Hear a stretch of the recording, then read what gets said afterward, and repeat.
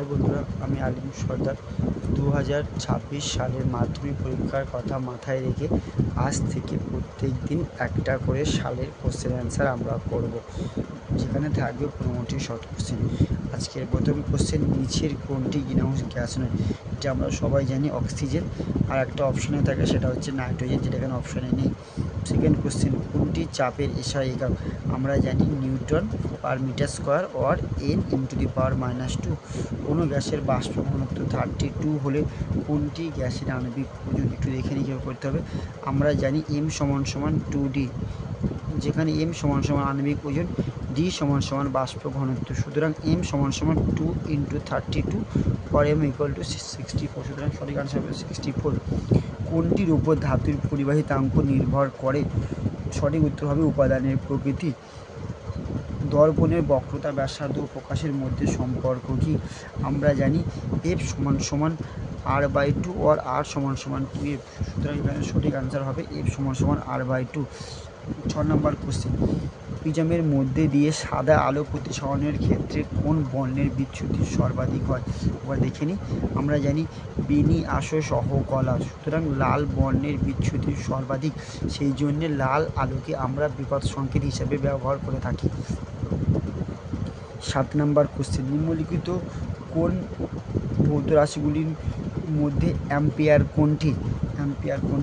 আমরা জানি v = IR, v মানে ভোল্ট, I মানে অ্যাম্পিয়ার এবং R মানে ওহম। সুতরাং অ্যাম্পিয়ার = ভোল্ট × ওহম ইনভার্স। সঠিক অ্যান্সার হবে অপশান নাম্বার বি। কোনটি রোধাঙ্ক উষ্ণতা বৃদ্ধির সঙ্গে হ্রাস পায়?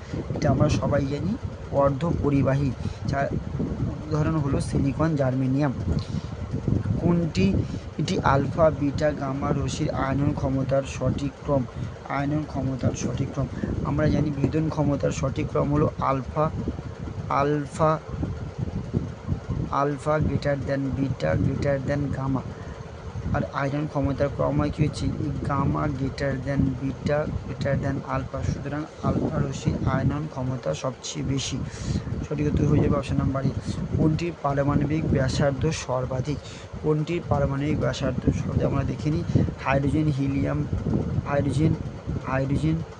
Lithium, sodium, potassium. Down the group পেলে আকার বৃদ্ধি পায় এবং আকার বৃদ্ধি পেলে পারমাণবিক ব্যাসার্ধ বৃদ্ধি পায়। সঠিক উত্তর মানে পটাশিয়াম। নিম্নলিখিত কোনটি সমযোজী বন্ধন বর্তমান? এবার দেখে নিই। গ্যাসীয় HCl হলো একটি সমযোজী যৌগ এবং তরল HCl হলো একটি তরিযোজী যৌগ। যেহেতু এখানে গ্যাস বা তরল কিছু বলে দেয় না, সুতরাং আমরা এটাকে গ্যাস ধরবো এবং সঠিক অপশান হবে হাইড্রোজেন ক্লোরাইড। নিচের কোনটি জলীয় দ্রবণে মৃদু তড়িৎ বিশ্লেষ্য? একবার দেখে নিই। এখানে সঠিক আনসার হবে ভিনিগার, CH3COOH। এটা জলীয় দ্রবণে আংশিক বিয়োজিত হয়ে H+ হয়, তাই একটি মৃদু তড়িৎ বিশ্লেষ্য। কোশ্চেন নাম্বার 13, কোনটি আর্দ্র অ্যামোনিয়াকে শুষ্ক করতে ব্যবহৃত হয়? এটা আমরা সবাই জানি CaO, ক্যালসিয়াম অক্সাইড। বাকি তিনটি ব্যবহার করা হয় না, কারণ এরা অ্যামোনিয়ার সঙ্গে বিক্রিয়া করে সাইড প্রোডাক্ট উৎপন্ন করে। Question number 14,